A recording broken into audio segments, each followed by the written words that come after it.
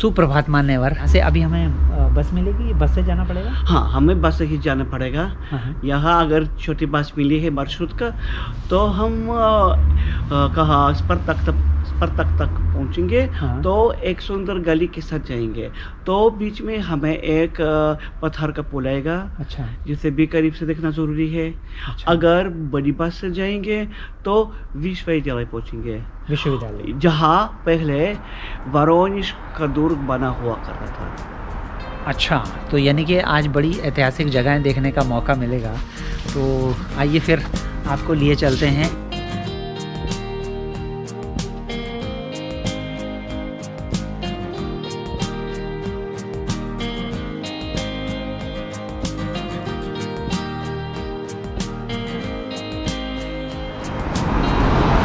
वाह रूस के जो घर हैं छोटे छोटे, मुझे सच में बेहद प्यारे लगते हैं। ये लोग कितना यकूतिया से आए हैं। यकूतिया से आए हैं, थान प्रदेश से आए हैं। हाँ हाँ। यहाँ तो बहुत गर्मी है इनके लिए।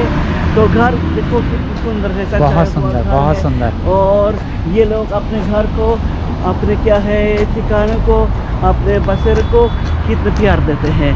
बहुत बहुत प्यारा है सच में। यकूतिया तो बहुत ठंडा है ना, वहाँ पे तो माइनस मेरे ख्याल से 70 से ऊपर चला जाता है। बिल्कुल है ना। हाँ, चलिए मैं मास्क पहन लूँ। बस आएगी कहाँ से बस मिलेगी? वही बस स्टॉप है, उस साइड में जाना है? नहीं, इस तरफ से पार करके बस आ जाएगी। ओके।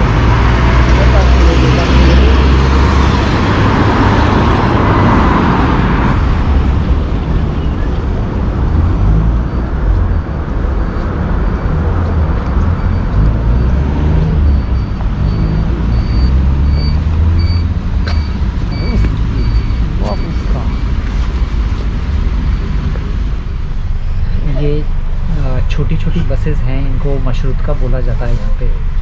और एक आंटी चला रही हैं बस को, तो बहुत छोटी सी बस है ये।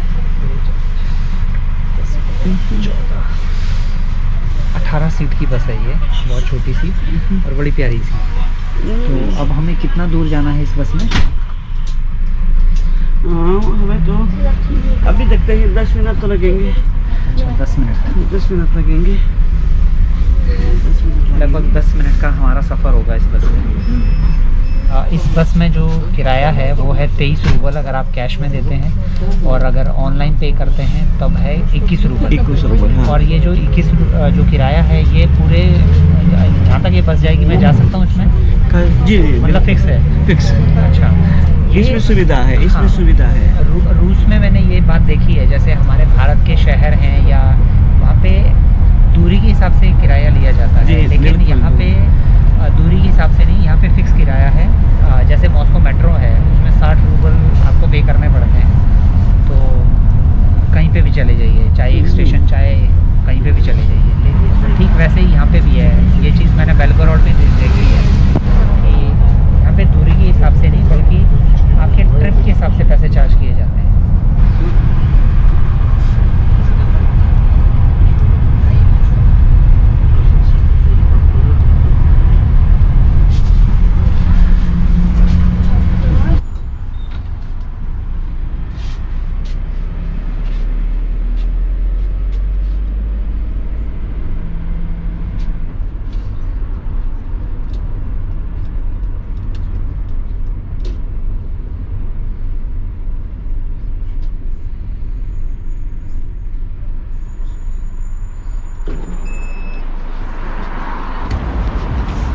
बढ़िया।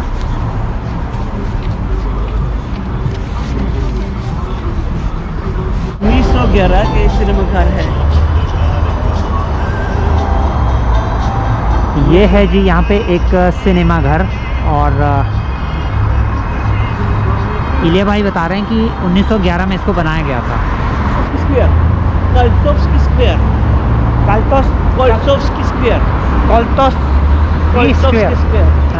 वही फिलार्मोनी है। और ये क्या है, विवागृह है, सामने से ये विवागृह है। अच्छा, हाँ, विवाह मंडप। ओके।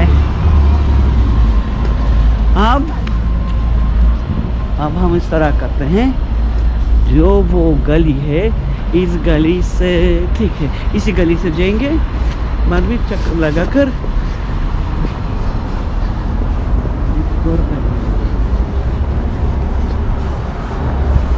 इसलिए मुझे रूस से बहुत अनुराग है। मुझे ऐसे शहर अच्छे लगते हैं, समझ गए? बहुत अच्छे होते, प्यारे प्यारे।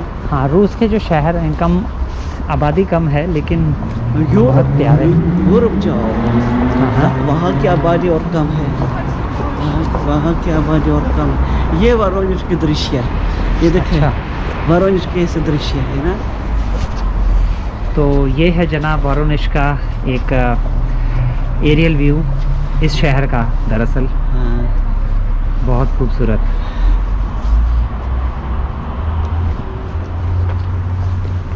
ज़बरदस्त।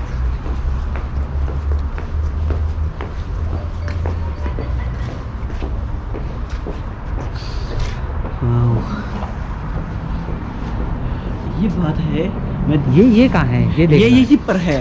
तो हुआ तो हम इस पे चढ़ेंगे। अच्छा, ठीक है, चढ़ सकते हैं इसमें? चढ़ सकते हैं। देखना है अंदर क्या म्यूजियम है, अंदर जो संग्रहालय है वो हमें ये बताता है कि ये क्या चीज़ है। ये पौध है, ये पौध है, ये कॉपी है, बिल्कुल नकल है। रूसी जहाज की राजधानी वोरोनिज है, यहीं पर इसका वतन है। अच्छा, समझ गए? जहाज का वतन वोरोनिज है। अच्छा अच्छा। थोड़ी सी भूख लग गई है तो सोच रहे हैं कि केले खरीद लें यहाँ से। तो अभी कुछ पीना भी है, जूस पीना में अभी ये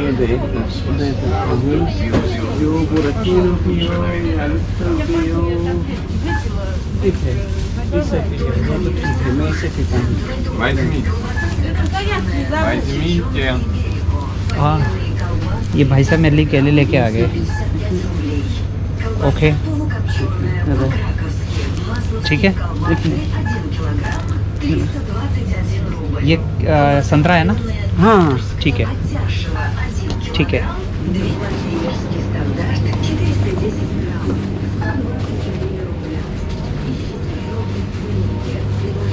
मोरक्को का बना, मोरक्को का? मोरक्को है, हाँ, मोरक्को का, हाँ। अच्छा। ये एक बात है, ये ड्रिंक मोरक्को की है और देखते हैं कैसी है पीने में। थोड़ी सी प्यास लग गई थी, ट्राई करते हैं। बाद में इसे पीना, ठीक है?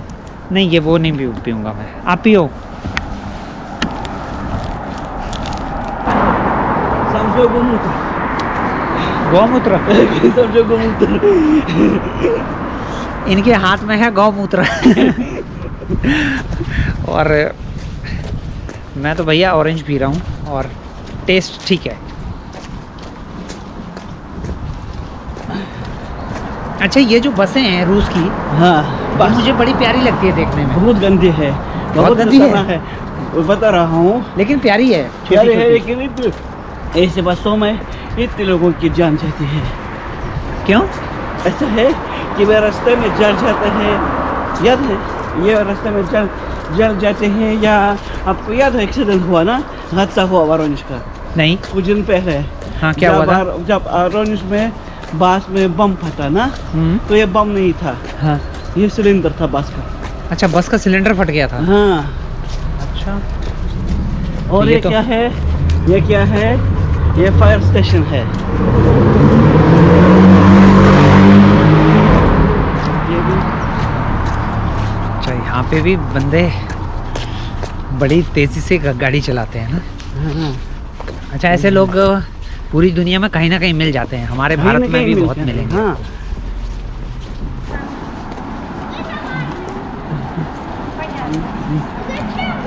दरअसल आगे एक बड़ी ख़ास जगह आ रही है। ये एक पुल है पत्थर का, जो मुझे इलिया भाई ने दिखाया था, वीडियो भेजे थे इसके कि यहाँ पे एक बड़ी ऐतिहासिक जगह है। और बड़ी हैरानी की बात है कि आज मैं उसको ठीक अपने सामने देख रहा हूँ।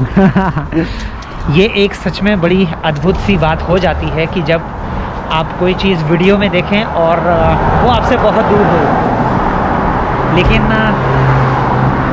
आप फिर जाके उसको अपने सामने देखें तो ये बड़ी एक अलग सी बात होती है। तो ये वीडियो आपने यहाँ से बनाया था? हाँ, यहाँ से बनाया, वहाँ से भी बनाया। हाँ हाँ। अब एक काम करेंगे, हाँ हाँ। मैं जितना मेरा ज्ञान है हाँ। इसके बारे में सुनाऊंगा। अच्छा, ठीक है।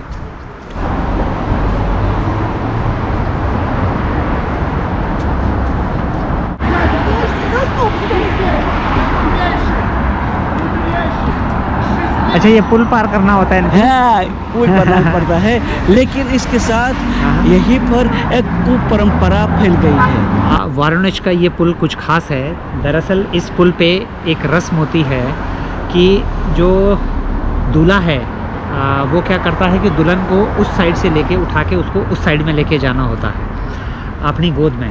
और यहाँ पे अभी 2 जोड़े आए हैं जो ये रस्म निभा रहे हैं।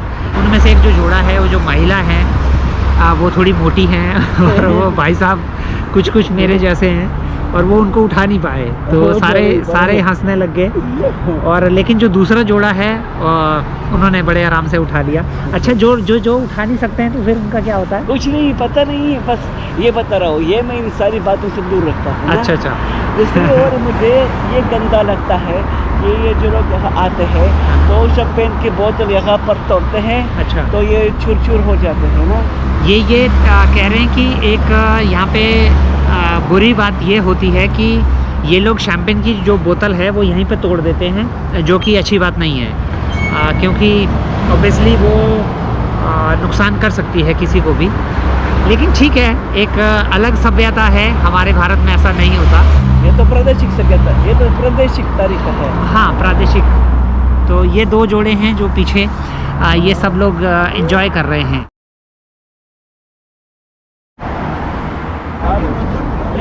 ये वो शीशे तोड़े इन्होंने अभी। और इसके साथ ही है ये विवाह वृक्ष। ये विवाह वृक्ष। इसकी क्या खासियत होती है? खासियत ये है कि यहीं पर जब शादी हो जाती है हाँ। तो ये जो लड़का लड़के अपने नाम ताले पे लगाते हैं ना। अच्छा। और यहाँ पर क्या है, लटकाते हैं।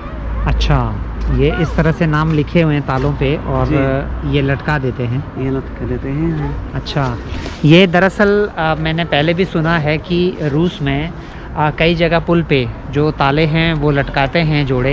यही और था पहले वह यहीं पर लटकाते थे।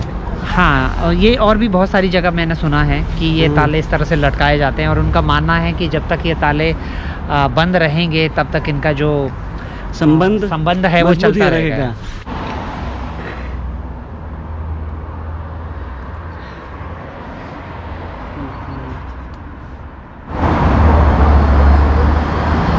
ये है वाराणसी का वो ऐतिहासिक पुल जहाँ पे ये रस्में इस तरह की अभी निभाई जा रही थी। तो क्या है इस पुल का, क्या है इतिहास, क्या है? इतिहास ये है कि पहले तो वो लकड़ी का था। अच्छा, लकड़ी का था। हाँ। बाद में पत्थर का बन गया ना। अच्छा। बाद में गिराया गया। अच्छा। इसलिए मगर ये बता रहा हूँ, ये जो रास्ता है वो अभी सागर की ओर जाता है ना। अच्छा। तो इसके पता नहीं क्या खूबी है, वाराणसी की इतनी सारी अच्छी जगह होती है जो देखने लायक है, फिर भी दूसरे शहरों से जब लोग आते हैं सबसे पहले यहाँ आने की कोशिश करते हैं देखने के लिए कि ये क्या चीज़ है। अच्छा अच्छा। ये मिठाई भी है इसी वाराणसी की।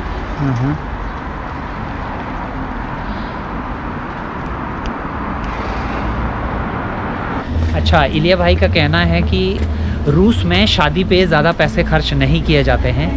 अगर कोई धार्मिक परिवार हैं तो वो चर्च में जाके शादी करते हैं, और अगर वो उन सब चीज़ों को नहीं मानते हैं तो फिर वो रजिस्ट्रार ऑफिस में जाके वो साइन करेंगे और उसके बाद जाके यहाँ पे ऐसी जगह पे आके बस मैंने देखा कि यहाँ पीछे शादी चल रही है लेकिन यहाँ पे 8-10 लोग हैं। हाँ बिल्कुल। तो हमारे भारत का हिसाब अलग है, वहाँ पे तो लोग नाराज़ हो जाते हैं अगर किसी को बुलाए ना।